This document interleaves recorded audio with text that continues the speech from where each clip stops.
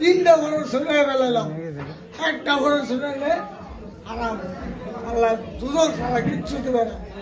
তিনটা খরচ শুনেলাম, মানে কি আল্লাহ দুইটা জিনিস মাফ করবে না। এগুলো শিরক, কি হলো অন্যের হক।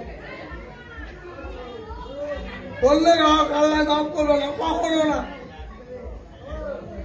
দুইটা জিনিস বিশ্বাস মানে আল্লাহ ইমান আনা মানে বিশ্বাস, কোনো কথার মধ্যে কিন্তু ঢোকানো যাবে না, কোনো কথার মধ্যে কোনো কিন্তু ঢুকবে না সরাসরি।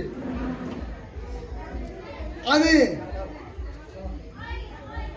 একটা ব্যক্তির কথা বলি,